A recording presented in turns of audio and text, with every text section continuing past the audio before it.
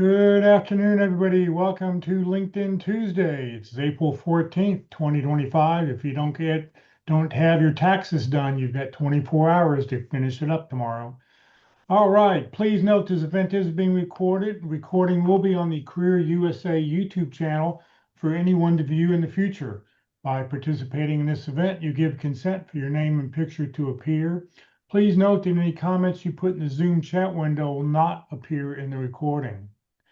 And I encourage everybody to open up the chat window, put in your name, the position you're looking for, give us 2 or 3 target companies, give us your email, your LinkedIn address. And if you have companies that you have connections and you're willing to share and help other people who are on the call today, that would be very beneficial. LinkedIn is all about connecting with everybody else, and this is a great way to connect with everybody else who's on the call today. Well, good afternoon. My name is Jeff Morris. Back in 2008, I started a website called careerdfw.org, a website to help those unemployed in the Dallas-Fort Worth area. In 2012, I launched careerusa.org, the website to help those unemployed around the United States. I have written a book called What I've Learned About Your Job Search You May Not Know. It is available on Amazon, or if you see me in person, I always have copies with me. Since 2007, I've been facilitating and leading the North Dallas Plano Career Focus Group. That group's been around since the late 1990s. I took it over in 2007 when the prior leader landed a job. And we have a really interesting program coming up this Friday that I'll tell you about at the end of this session. And since 2017, I've been a member of the PIT crew, also known as the Practice Interview Team. Don't wait until you have an interview scheduled to schedule an interview. Schedule one now. Practice early, practice often. You'll become better and better when you do get that phone call from someone. We have 4 outstanding speakers who talk about LinkedIn. They rotate through on a monthly basis. Each one talks about it in a little bit different point of view. Today's speaker is Kurt VandeMotter. He's a recruiter at Retained Search Executive. He's a Retained Search Executive at Linked Executive Search, and he's going to talk about how he tries to find you when he's out recruiting. So, Kurt, thank you very much for being with us, and it's all yours. Okay. Can you see me? Just a second. I'll get you up for everybody. There we go. Kind of casual today. I hope everybody's okay with that. We got a full group of people on the phone here today on the Zoom. Looks like about 26 people, and it might grow a few by the time we get started. Thank you all for coming today. First and foremost, get some housekeeping out of the way here. Is that this meeting is for you, for everybody on this call. It's not for me. I've already got a job. I do this because it's the right thing to do. I sleep at night knowing that I've actually maybe helped a few people. And so what I mean by that is that some of you have come to this call with questions, possibly that you want to ask, that maybe you've always wanted to ask a recruiter, or during the call, a question comes up. Make sure you put it in the chat. And Jeff is my wingman, and he keeps an eye on that chat. So even if it's a question that's not on point as far as what we're talking about exactly, it's still important that we get all those questions answered. And again, I'd rather not cut the meeting short, but my agenda doesn't really matter. I've got a number of things I want to try to talk to you all about. But most importantly, it's to make sure that you get the answers that you need so that you can leave this call with a little bit more confidence in knowing that you're doing the right things and you're headed in the right direction. Fair enough?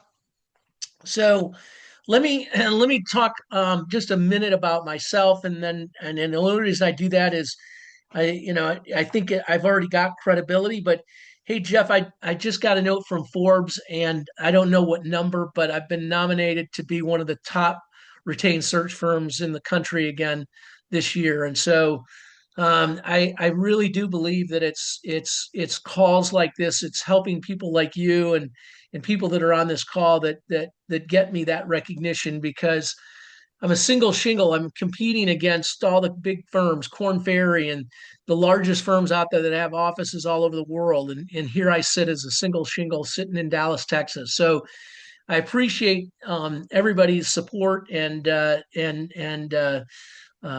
just can't. I'm just humbled by the concept, to be honest with you. So let's start off by talking again. Now, my background is a little bit different. I didn't grow up in recruiting or in HR. I came out of brands like Pepsi, Dr. Pepper, 7 Up, AT&T, sales, marketing, operations. I've always been involved in hiring, but I've really never had a role in HR or in recruiting. It turned out about 16 years ago, I was working for a company in Dallas called Intervoice, which no longer exists, and I was calling on all the telecom partners around the country, and my boss called me on the 4th of July, and she said, "I eliminated your job. When you get back from vacation, go ahead and negotiate your severance with HR." So the reason I share that is that 16 years ago, I decided to pivot. Some of you may be in that point in your career where you're not 25 years old again, or you're not 40 years old, and you're looking at what does the rest of your career look like. Well, in my case, I decided I didn't ever want to work for corporate America again. I had done that. I contributed. I'd made it. I had made it. I'd been successful, but I was not. I had no intentions of ever working in that industry again. And that's what turned me into recruiting and where I'm at today.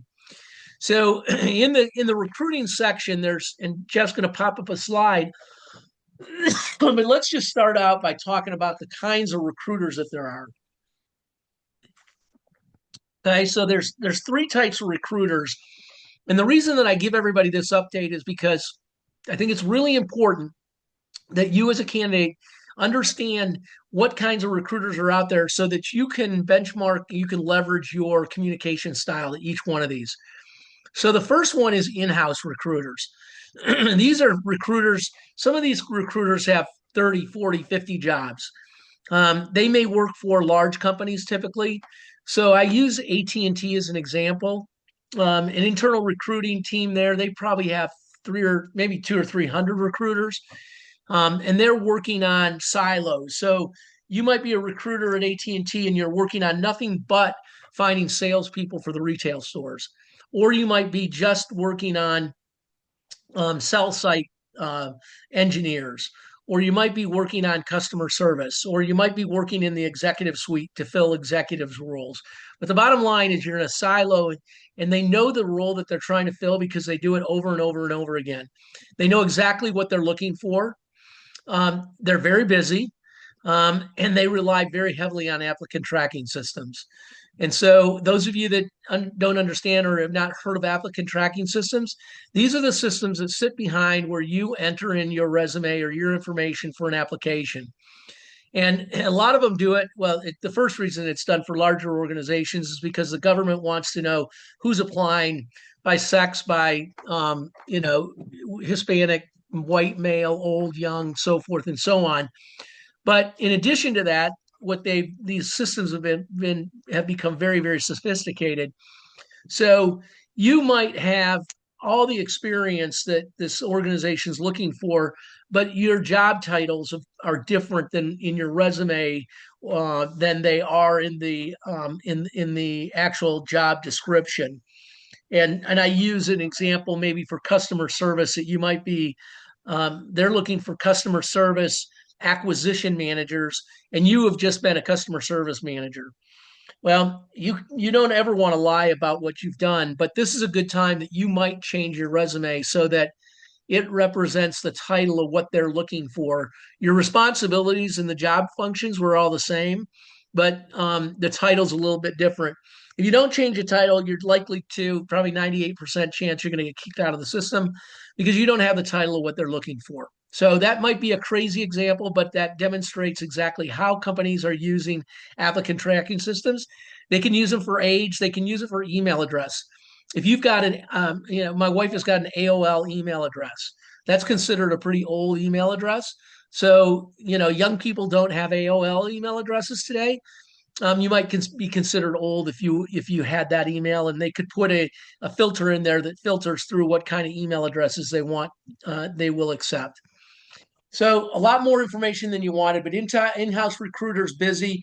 Let's talk about the communication. When you're communicating with them, you want to listen and understand exactly what they're looking for. They're really busy. You're likely not if you don't get them on the first ring, meaning when they call you, if you don't have the opportunity to talk to them right away, you're going to probably potentially have a hard time getting a hold of those people again. They're likely to give you their phone number, but they're going to be on the phone probably 6 hours a day, and getting through to them and leaving messages is going to become your mode of operatus.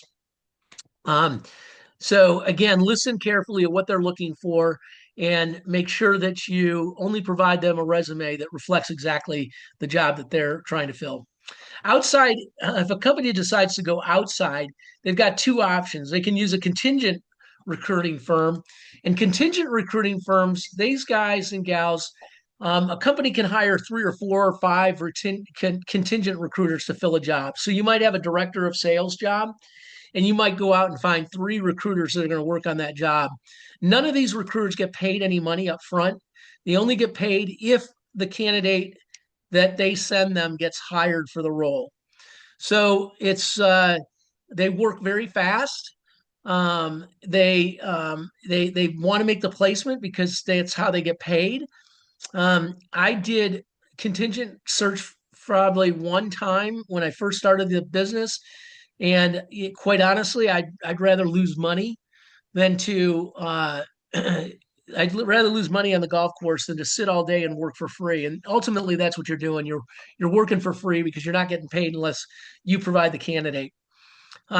They work very fast. These people are moving fast because they want to beat the competition. They want to get your resume, in front of the candidate, in front of their company before another recruiter gets it. So it's okay if you find out that you're working with a contingent recruiter. Some of them have exclusivity, but certainly ask them, do you know how many search firms are working on this job? Make sure you get them the information quickly, because if you don't, then they're likely to bypass you and go to another candidate. Um, so those are the keys about contingent recruiters. And then the other one, the third, and they're not better or different. We're just a little different because we're retained. So I'm the only when I have a job that I'm trying to fill, and I'll put a little plug in there for anybody that's on the call that has friends or contacts or actually has this experience. I'm looking for a consumer packaged goods company in Dallas, Texas. I'm looking for a Omni Shopper senior channel marketing manager, and I'm looking for a senior PR, uh, PR executive for this organization. So if you or somebody has that experience and is looking for a job or is interested in having a conversation, make sure you get my contact information at the end. Back to the differences is that I'm the only one working on those roles. So they pay me a retainer. We have buy-in with each other. So they answer my phone calls, they answer my emails because they've paid me a chunk of money already, and they want me to continue to work. And so we've got an exclusivity.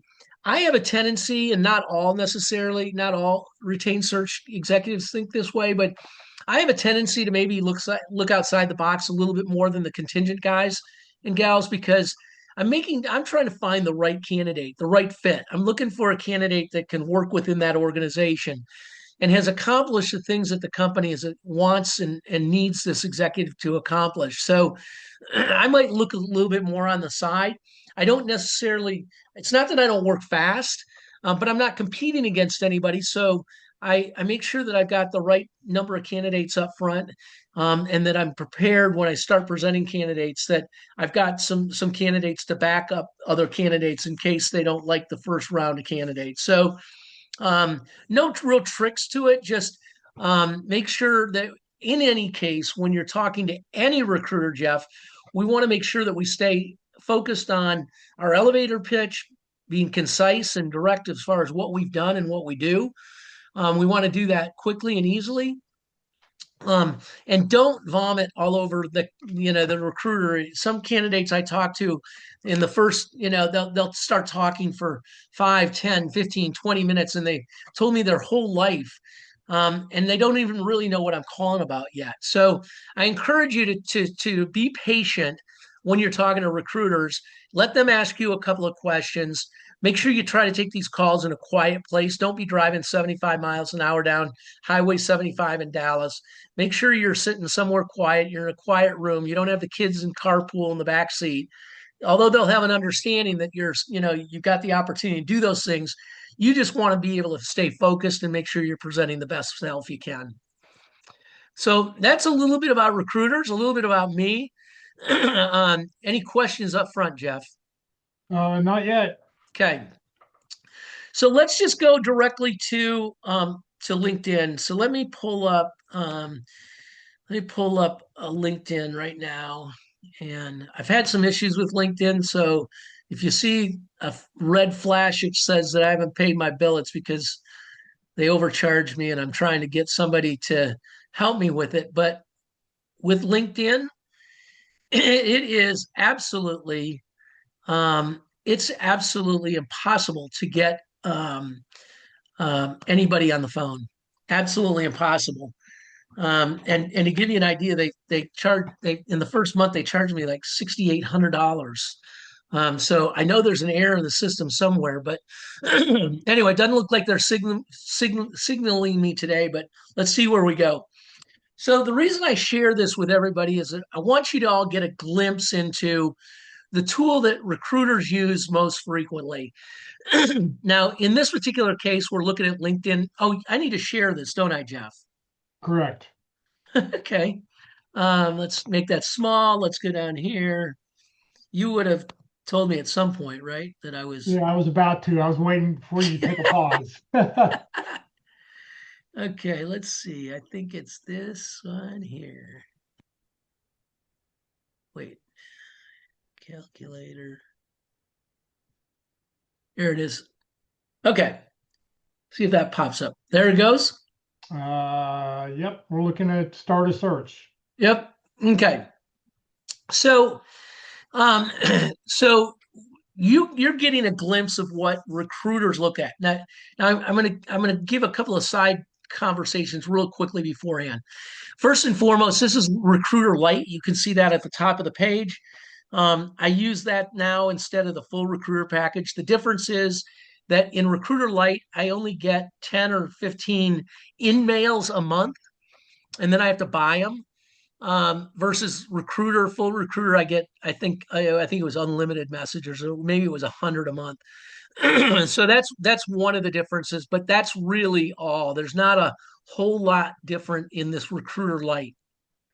Um, the other thing that I want to share with you is that there's a lot of conversation in the market today, and the market's slow. If you're a candidate that's looking for a job, the market's a little slower than it's been in the past, and it has been that way for the last year almost now.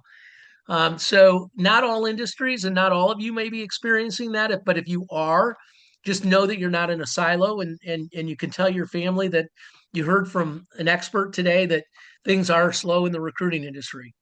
Um, but just like if you were calling me during the holidays, telling me that, hey, it's the holidays and nobody hires during the holidays, I'm going to take some vacation and go do some things for a couple of months and I'll come back in January.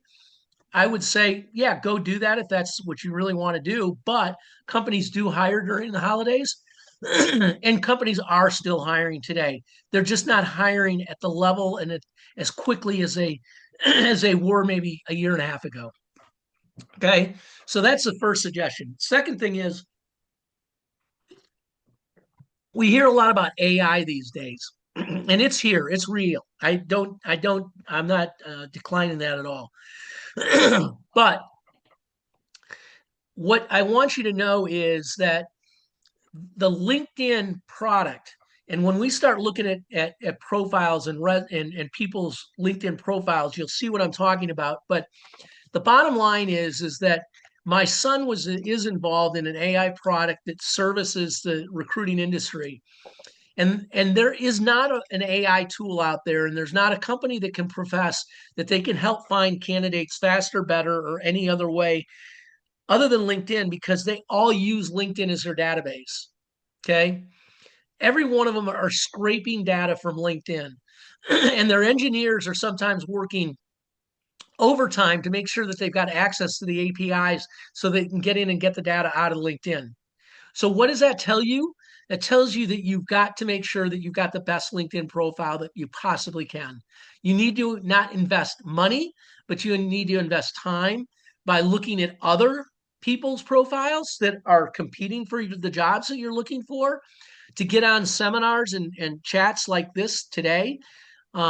Terry Sullivan does another presentation. That's an amazing presentation. If you haven't heard Terry, I highly recommend that you get in on one of his calls. Again, they're one of Jeff's four weekly presentations. He does not allow Jeff to tape it because this is what he does for a living. And so if you do attend, make sure that you've got a paper, pencil, and you're ready to take notes because he talks fast and he's got amazing data and information. But the bottom line is that there are tools and there's ways that you can improve your LinkedIn profile. So let's just start looking at profiles and I'll give you some tips along the way. So let's look for, we're not going to do a save search. We're going to do a new search. And let's look for, I am looking for land managers in Dallas. Okay. Land manager. Now they may have other titles. You saw that, right? So it does help by populate and giving me other things that I can look at. I'm not looking for a surveyor. I'm not looking for a land director, but land acquisition is certainly one of the things that we do. Um, and then I might be looking for oh, a senior land representative. So I've got some titles. Again, remember what I told you when we were talking about an AT&T job to make sure your title matches. This is why LinkedIn provides me with all these different titles, is because candidates have come out of a lot of different categories, a lot of different areas. So it's important that I look at a variety of job titles. Now, really quickly, I've got 7,100 people that are open to work. Okay, they have identified that they're open to work. One of them is interested in my brand, and three of them have company connections. But I'm going to start by looking here. But the fact is, as a recruiter, I can't look at 7,100 profiles in a day, and I probably can't do it in a week. So I'm gonna skinny it down a little bit. So now I can go in here and say, okay, I'm really looking for people that are in not Los Angeles, but I want people that are in Dallas, and I'm going to select Dallas Fort Worth because some people live in Fort Worth, but they live in on the east side of or the east side of Dallas, and so they could be a candidate. Now I've got 173 people that are in this metroplex, and they've got this as a title. I can look at 173 profiles. Okay, so that's where I'm going to go here. Okay, so I don't have that. See, that's one of those things. I don't get that option. I've got to look at 100. I've got to look at this 806 candidates. I don't, with LinkedIn Lite, I don't get to look at just these people that are self-selected. That's okay. 800 people, I go pretty quickly through this. Now, not many times does a company tell me that they want a male or a female or somebody young or somebody old. Not very often at all. Um, I can ask him that question, but it's not that it's illegal, but it's just not statutory to make those selections. But in this particular case, it's a small office, and there are three men in the office already. And what they do is they go out and meet with landowners. And what this owner has learned over 27 years of doing this is that when he's got a female in the room, the conversation just starts off and it never escalates. It's always a very calm conversation. So in this particular case, he's looking for a female. Okay. So as I go through here, I can go really quickly because I'm just looking for females, right? So let's go to Julie really quick. If any of you know Julie and I say something bad about her back profile, don't get her too mad at me. But what I'm looking for is a number of different things. Okay. Now, I don't know if Julie is actively looking for a job or if she is just on LinkedIn. I'm going to look at her summary section here. This is one of the very, very most important features of LinkedIn. This is the most unused real estate in LinkedIn. If you're looking for a job, this is a section where you get 2,700 characters to talk about what you've done and to insert keywords. If you're not filling this section up, this summary, you're not filling it up with keywords. And what I would do is I would make a list of all the keywords that describe what I do. I would throw a couple of job descriptions for land development. If this is what I was looking for a job, I'd throw a couple of job descriptions into AI and I'd ask it to give me the most important keywords. I would probably look at um, I might look at other candidates that have that profile and try to figure out what their keywords were. But regardless, I'm trying to come up with a list of keywords. That may be 50 keywords that describe what I do in this particular category. And I want to fill it up with keywords because that's how recruiters search for us. Now, in this particular case, I'm not using keywords because this particular organization doesn't use a particular software.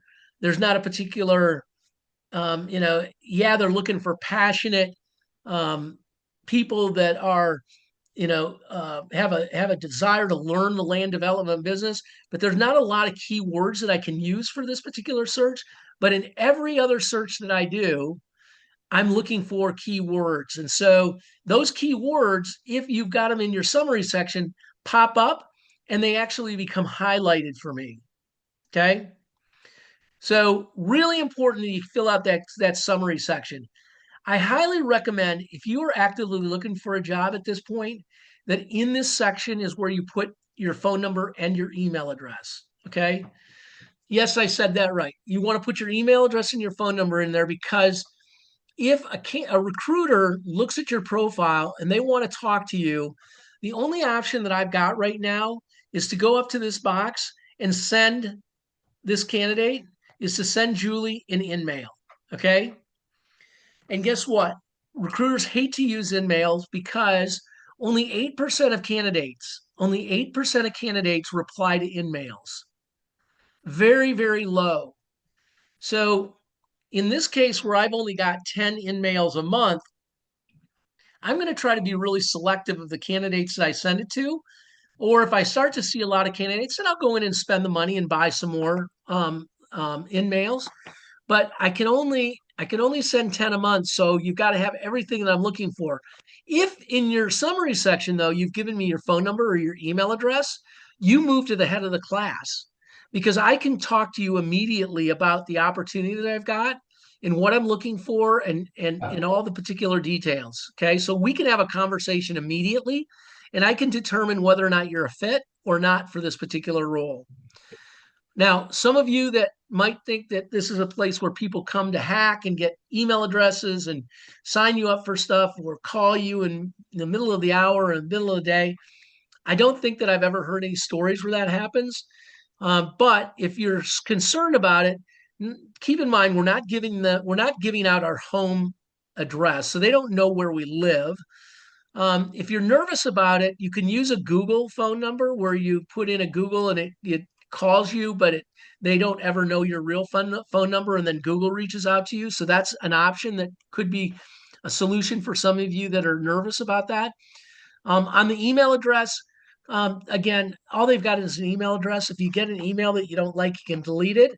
But highly recommend that you put both of your contact information in there while you're going through a job search. Afterwards, you can take it out. But for right now, you want to make it really easy for recruiters and people to reach you.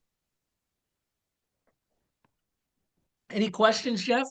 Yeah, John asked a question. In LinkedIn, is there an option to only show those people who are open to work to recruiters? Are those people captured as open to work in your search?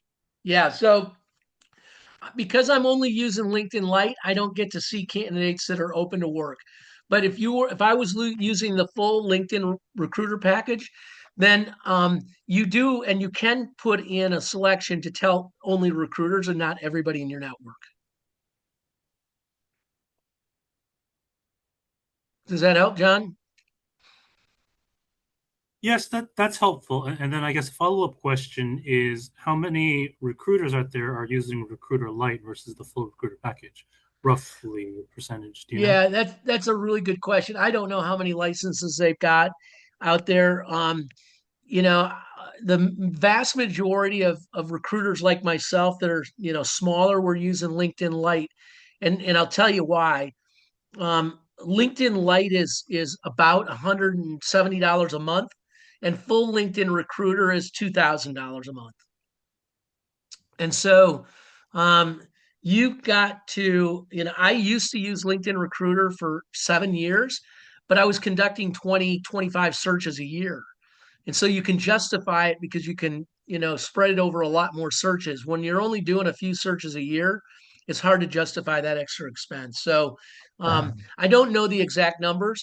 I guarantee Well, you that like Corn Ferry's got probably 100 licenses. They may have 1,000 licenses. But LinkedIn Lite does a pretty good job. here in town, there's a group called Thomas Edwards Recruiting Firm. They have 24 recruiters that work for them, but they only have two full-blown recruiting packages that they all share. So in that case, 22 out of the 24 recruiters are not going to find you using LinkedIn Recruiter package. They're going to just find you because they happen to see the green band on your name that says that you're open to work. Yep. Thanks. Sorry, another quick follow-up question. Do you typically only focus on those open to work, or is No. that No, no, no, no. It used to be, and I haven't had this question come up in a long time where companies were looking for, I really would like to find a candidate that we recruit out of another business. That conversation doesn't happen at all anymore. So I'm trying to talk to candidates, and there's a reason, John, that I'm trying to talk to candidates in all scenarios. I'm trying to talk to unemployed candidates. Obviously, they're available to work right now. If it's a good fit and they get through the interview process quickly, we can get them on the job a lot quicker. We don't have to wait 2 or 3 weeks for a resignation. It takes a lot of hair off of it. But, on the other side, let's address this elephant while we got it in the room. You know, candidate companies they look at how many jobs you've had in the last 10 years. And if you've had 10 jobs and they're concerned that the 11th job is going to be like the last 10 and you're only going to be there for a year, um, and they're looking at um, um, they're looking at how long you've been out. So if you've been out for 2 years and you can't really demonstrate that you continue to do something in your category, whether it's consulting or maybe it was a tragedy that you had to step in and take care of a family member or an adult, senior family, something of that crazy nature that happens today, and it's certainly okay to talk about it. Um, but if you've just got a void in your resume, then that can be a red flag as well. But no, I don't. I want to talk to candidates that work for companies as well because it may not be a fit for Joanne, but the team that Joanne manages has had some turnover. And there's 3 people that used to work for Joanne that left because they thought they were finding grass that was greener on somewhere else. And now they're actively looking for another role again. And so I want to talk to anybody. And my philosophy is this may not be the right fit for you, but maybe you know somebody in your network that I should be talking to. So that's how I'm trying to always keep the blinders off because I don't ever know where I might find my next candidate. One of you might be one of those 2 candidates that I described. Okay. Or you may know somebody. Okay. So as we continue to move through this, I think the thing that I would encourage this candidate to do as well is you can see under this land administrative manager with the Petro hunt. Not a lot of details. There's a lot of room again for improvement for Julie to put more in there about her background using keywords, talking like she did down here, where she gives us a description of what she did and what her accomplishments are. And again, if I were to cut and paste this and throw it into an AI, there's a lot of keywords in here that might be in line with what I'm looking for. And again, fairly good job under these two next roles as well. There, it's just been in the last in the last couple that she hasn't given us a lot of information. But here's what I was talking about: 8 months, 10 months, two different companies. Now she was there 3 years, so that's good. 8 years, love that. 4 years, love that. 2 years, love that. 4 years, love that. 4 months early in her career, don't really care. She was an admin. 5 months here, don't really care. She was an admin. Not that admins aren't important, but it was early in her career, so I'm not as concerned about that because this is what my client is going to be looking for. They're going to be most interested in the things that this candidate's done over the last 14 or 15 years, more so than what she did back here early in her career when she first started out. Okay. So that's what we're looking for. If I'm looking at this profile, I have to decide pretty quickly. And it takes me generally about 5 seconds to determine whether this is a candidate that I want to talk to. I might save her to a project so I can go in and select a project that I'm working on and put her in that project so I have access to her later if maybe I'm not finding the right candidates. I can send her an email as I identified, but I can see real quickly that there is no phone number, there was no email address there, and there's nothing in her anywhere in here that she's given me that personal contact information. So in this case, I move on. I'm looking for females, see how quickly I can go do this. These are all great candidates, and maybe they would be interested in one of them. Here's a Marion. Okay. She's worked for, okay, nothing in her summary. Okay. So that doesn't help. If I want to try to get a hold of her, I can come into mutual connections, okay, and look at any of these to see if maybe one of them might have a way for me to get a hold of Marion. But I'm an open networker, and so I have 14, 15,000 contacts. In this particular case, out of these four, I happen to know one of them really well, and I would feel very comfortable in asking if he would make a personal introduction to Marion. But other than that, the only option that I've got based on what I can see so far is to send her an in-mail, save her to a project. But then I look down at what she's done, and again, I'm looking for keywords. Land investment manager, I like that. She's got a lot of strong financial analysts. That's something that we're looking for. She's young in her career. She had an internship. Where did she go to school? She went to the University of Texas Arlington, great school. So a lot of good things that I like about Marion, and she probably would be somebody I put in my project. I'd continue to look for the afternoon, and then at the end of the day, I'd go back, and if I haven't found candidates better, then Marion's getting a note from me and trying to connect with her trying to connect with her online, through email or a phone call. Okay. Any other questions? Not right now. Okay. Let's just change this up a little bit now. Let's go in here and change this job title. Jeff, do you have a job title you want to? How about just see a CFO? Okay. My son tells me that the company that he's in investment banking, they're about to fire their CFO and CEO. They may have done it yesterday. Oh, wow.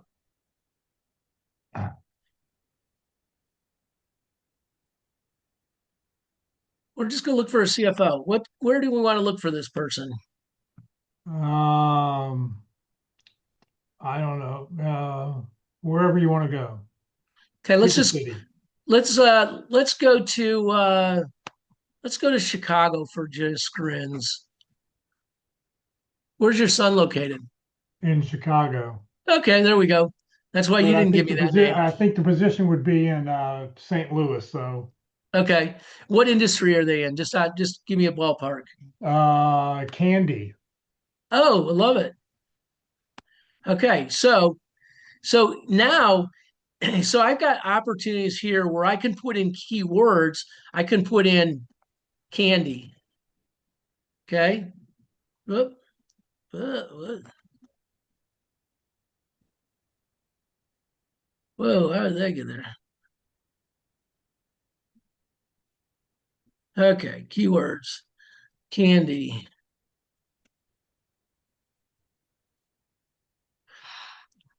See if it's changed. Well, look at that. It's changing it really quick. CFO in Chicago, there's 14 results. Okay. 5 of them are open to work. So I've got now this is really helpful because I can start looking for companies to research if I want to go outside of Chicago. Okay. So as a recruiter, I'm taking note of, so let's just click on Lauren because I want to show you how quickly you can do all this. So I don't really know what Legacy Bakehouse is, but that's how quickly I can figure it out. We're committed to the freshest, best tasting products every day. Here's more: the variety of fabulous snacks, variety limited. So they could be considered a snack food or candy. Okay, so she's worked for that company. I can close that down. I go back and go, okay, what is Skull? Don't know that brand. Okay. Um, I gotta call her back. Hold on just a second.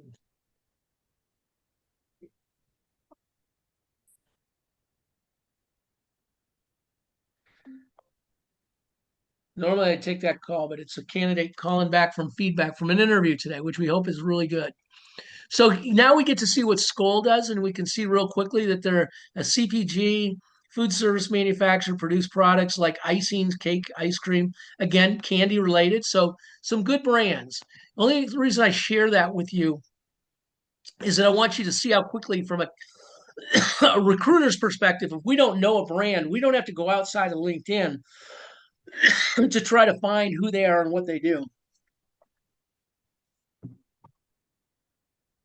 Again, now, if I was trying to get a hold of Lauren, she is currently at this role. So I've got options as well. I can save her to a project. I can send her an email. Or sometimes what I'll actually do is I will go in and look for Legacy Bakehouse. I'll go into Google, find out where their headquarters is in Chicago, get a phone number and call the office and actually see if I can talk to this candidate. Okay. Now, many a times I'm going to get stopped by somebody that's a gatekeeper. So if I realize that I'm getting stopped and and I'm not getting to use an automated system, then I may end the call and call back at 8 o'clock at night when I know the gatekeeper is no longer there. Hopefully, at that point, getting a chance to leave Lauren a message that might just be something as simple as, "Hey, Lauren, I'm an executive search consultant. I saw your your profile on LinkedIn, and I'm super excited about connecting with you and talking to you about opportunities that are going on in the marketplace right now." So, I'll go to all extent, when I'm searching for candidates to see how I can get them, especially depending on the role. Okay, so there were only a few in this category. Here, this candidate has had some decent experience, but they've been a chief transformation officer, CFO here, one company for 7 years. I don't know what Ferrera is. They're a beverage manufacturer. There you go. Um, global 9,400 employees. Okay. So, and if I wanted to see more, I could go to their website and all of that. But great experience. But now I don't really care. No summary. You can see that. No picture. Fine. I don't need to see the candidate. But for those of you that are actively looking for a job, I want you to put a picture in here. I want it to be a current picture. You don't have to spend any money having your picture taken. You can do it with an iPhone. It can be uploaded and down or uploaded into the system immediately.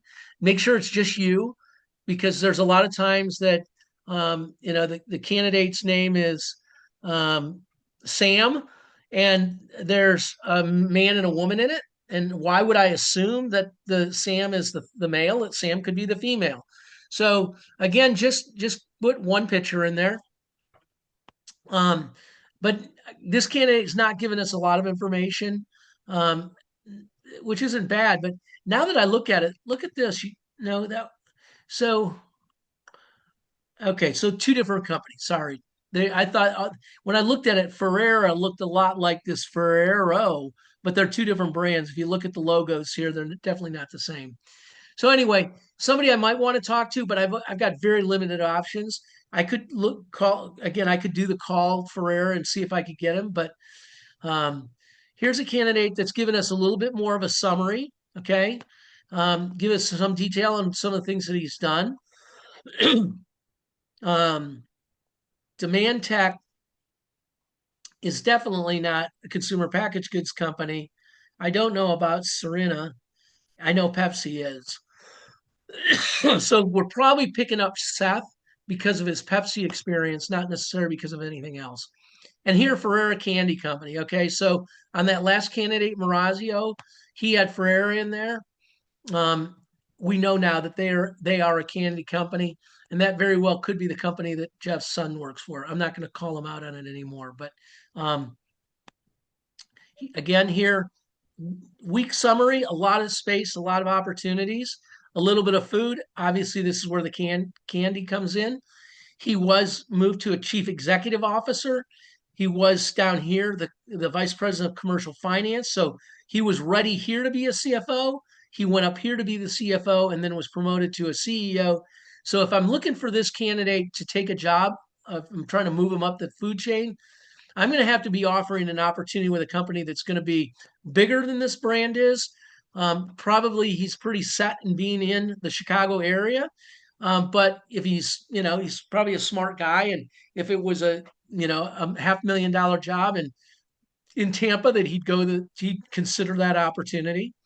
Um, but pretty good profile overall. Again, we're just looking at profiles to see what we can do to improve them. He could definitely put a lot more feedback in here, but he's a CFO, he's a CEO, so he doesn't really have to. I know enough now, just knowing that this is a candidate that I might want to talk to, because he probably knows up and comers of people that he's worked with in other brands that might be interested in talking to me. Strong candidate there, obviously. Stephen, not a lot in his summary. A lot of room for opportunities to increase his language in here. Um, so now you get a view for what a recruiter looks at and how quickly we look at stuff and what our options are for candidates. So my recommendations are for you as candidates is to make sure that you reply to every email that you get. That may sound like a no-brainer, but reply, thank you very much, I'm not interested, or thank you, let me look at my network and see if there's somebody that I might be able to connect you to. But be kind and reply to those emails, because it does make a difference for recruiters. If you're looking for a job, make sure you put your email address and your phone number in your profile. Networking, your network at this point is your net worth. And so it's just really, really important. And the last subject that we'll cover off on is a subject that I'm pretty passionate about. It's just a concept of communicating with candidate or with employees or potential employees, friends, people in your network. So I'm going to turn this off, Jeff. And let's see, shut that down. Okay, here we are now again. Okay, before we go into the last piece of this, which I think is really important, Jeff, any subjects that I haven't talked about that I should? No, Mary asked, do all the keywords need to be in the summary, or can they be listed in the bottom in the skill section? They can be in both places, but I really recommend that your current keywords are in your summary section. And one Yep. of the nicest thing that I think LinkedIn did about a year ago is they allowed you to add skills for your job. So every job title you've got, you can go and put 5 or 6 job specific skills that emphasize what you did. And I think that, for me, find that very informative. Yep. Any other questions? And then we'll continue for a few more minutes. Nope, that's it. Okay, so when I what I said earlier was your network is your net worth. And what I mean by that is that everybody on the call here today has got an extensive network of people that they've worked with, people that they've worked for, people that have worked for them, people that they've met at conventions, people that they met on airplanes, people they go to church with, people that your kids play soccer with. You all have extensive networks. And so what I want you all to consider is an exercise. I call it the prayer letter.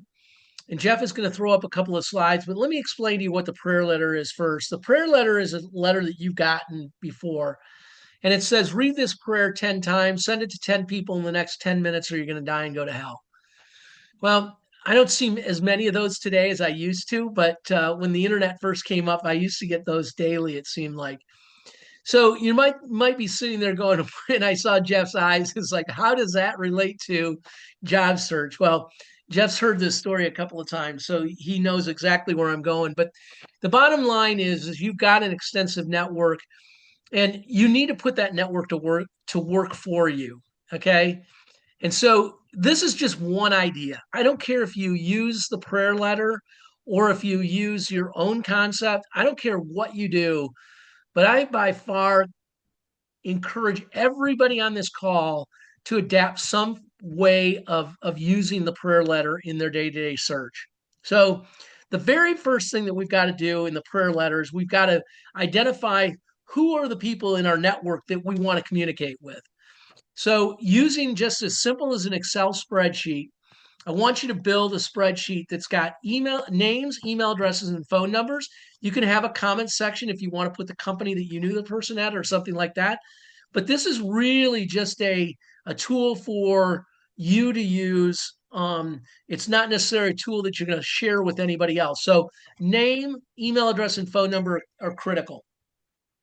Make that list. It generally will take you a week or two to make that list, okay? And I want you to use LinkedIn to pull up contacts that you've got. I want you to go through stacks of old business cards if you've got them. I want you to just brainstorm. I want you to think of the people. One of the biggest categories that candidates miss on is I want you to look at look at the people that try to sell you stuff.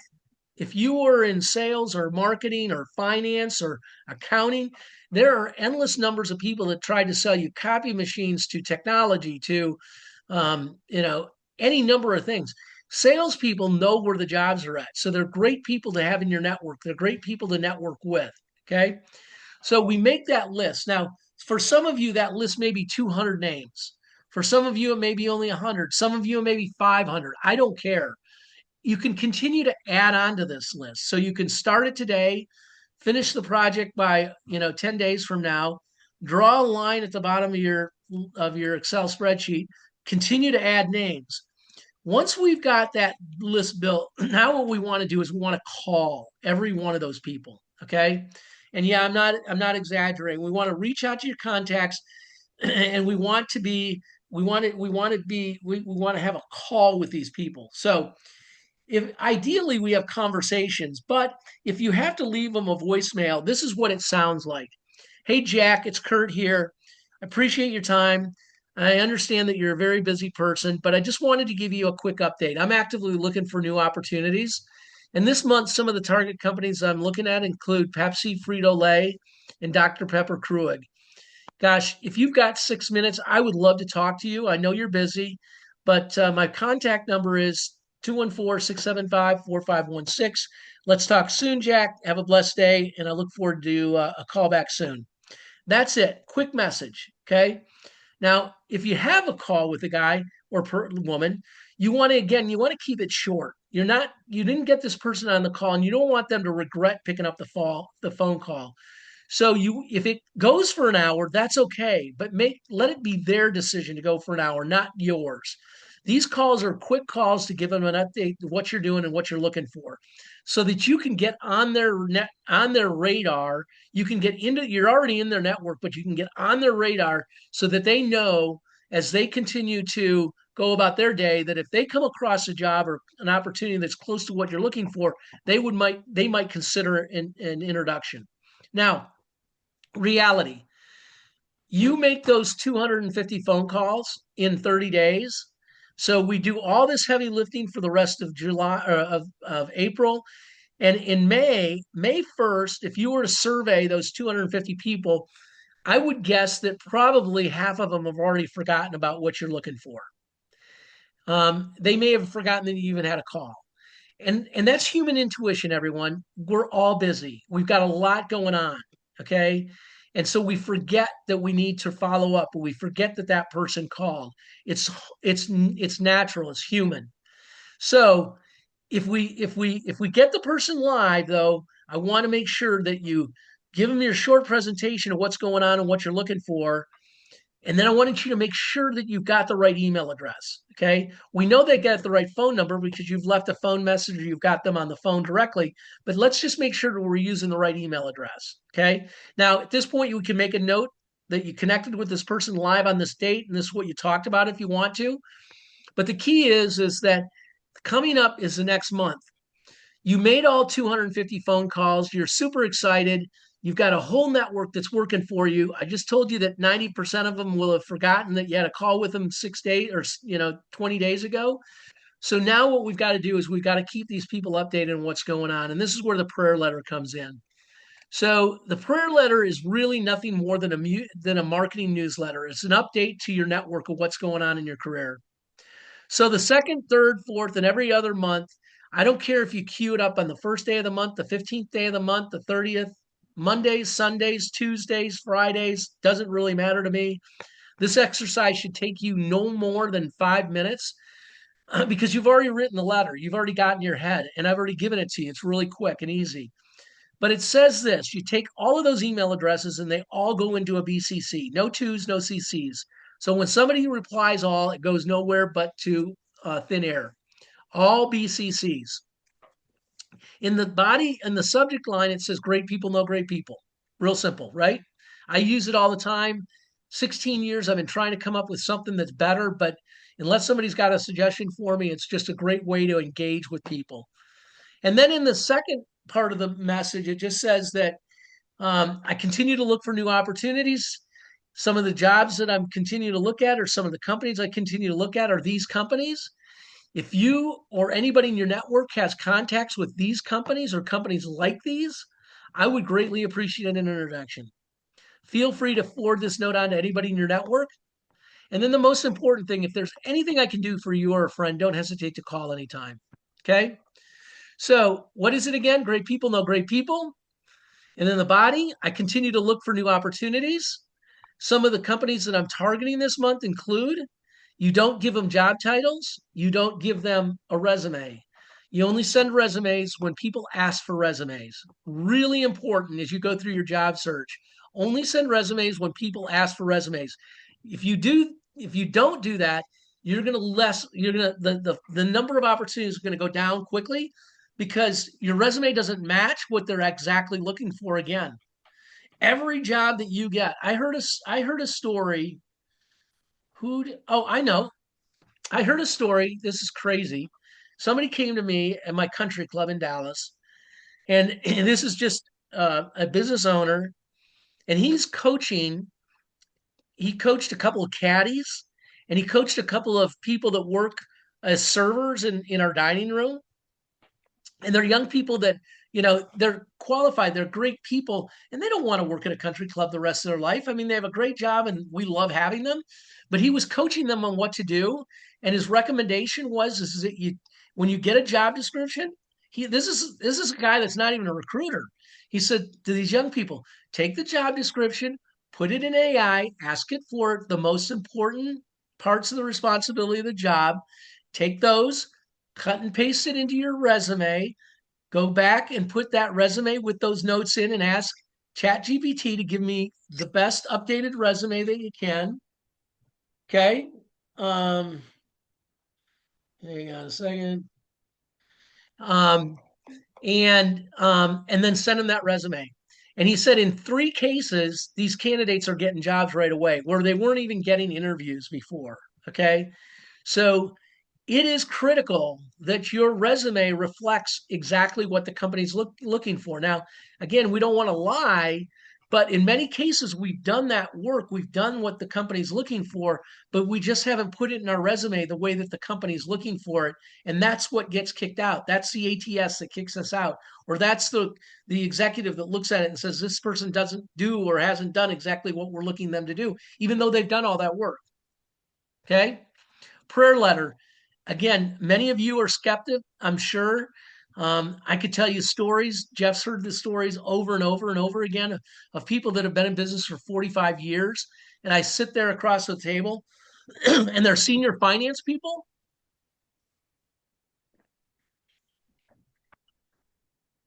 They're senior finance people that are afraid of their shadow. I'm kidding. I'm kidding. But finance people aren't generally gregarious. They're not really as outgoing. They're very detail oriented. They're really good at what they do.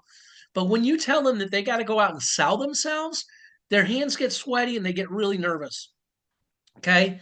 But I'm confident any of you got a question about this, send it to 5 of your best friends. And if you were getting ready to make a presentation and before you went up on stage, your fly was unzipped, that they'd tell you that and ask them, what would you think if I sent this note to you every month? I don't know that you'll ever find an objections to it. Many of the candidates I coach don't do this, but the ones that do, it does increase and it accelerates your job search. Questions? Nothing new. I did put the prayer letter. There is a copy of it, a PDF version of it in the chat window. So be sure for everybody to go and download that document and, save it to your computer so you can open it up. Great. Jeff, I'm going to back off because I do have a couple of candidates that are calling me and the client is calling me. So I'm going to back off now. But this has been great, guys, gals, ladies, gentlemen. If I can be a resource, I can help in any way. Don't ever hesitate to reach out to me using LinkedIn, or my contact information is in my LinkedIn profile, so you can send a direct note to me or call me. Kurt, thank you very, very much. Okay. Great information today. Okay, peace. Okay, Thanks, guys. Our speaker is going to be Ruth Lipsky. She's going to talk about back to basics, making LinkedIn work for you. Ruth works for Lee Heck Harrison. She works with job seekers on a daily basis. And so she'll be sharing her knowledge with us next Tuesday at 1 o'clock. Tomorrow, the practice interview team is meeting in person. They meet in person on the first, second, third, and fifth Wednesday of the month. On the fourth Wednesday of the month, they are online only, so anybody around the U.S. can watch a practice interview. They've got three interviews scheduled for tomorrow. So if you'd like to join them in person, they're at Christ United Methodist Church in Plano at Coit and Parker from 1 to 3 o'clock.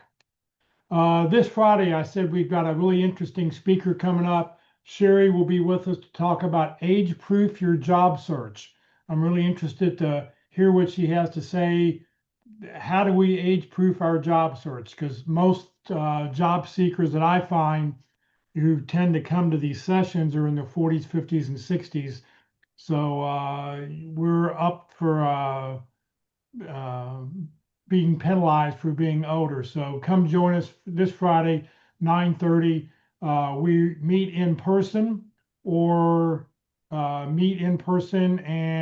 or you can watch us on Zoom and you can get that information on the Career USA YouTube channel. I'll post here. Let me post there was a comment. Can I post the prayer letter again? And Oop. Oh, I've already loaded it, so I cannot load it. I can't send it a second time, but it's up there. It's about 4 or 5 comments up. You'll see the prayer letter in a PDF version. Let's see here. Oops. You're welcome to join the Career DFW or CareerUSA.org LinkedIn groups. You do not need to live in the Dallas-Fort Worth area to join the Dallas-Fort Worth group, but we do have over 16,000 members, and it's a great way to expand your connections. This session has been recorded. It will be on the Career USA YouTube channel. please subscribe to the channel. That way, every time we post a new video, you'll find out about it. On the Career USA YouTube channel, click on playlist. Every video I post goes into one of 7 different playlists. And then down at the very bottom where you see view full playlist next to that red arrow, when you click that, up come a list in chronological order of the speaker and their topic, and you can go back and watch any video at your convenience. If you're not receiving emails about our workshops, just join the Career USA mailing list. Just scan the QR code here and send a blank email, or send me a blank email to Career USA, the + subscribe at groups.io. And you don't have to put anything in the email, but just send a blank email. We'll get you added. I control the list, so you'll never be spammed. So do that. Please note, Career DFW, we're a 501c3 nonprofit organization. Career USA is a Career DFW website. That's the parent organization. We have no full or part-time employees. All of our volunteers, all of our speakers are volunteers.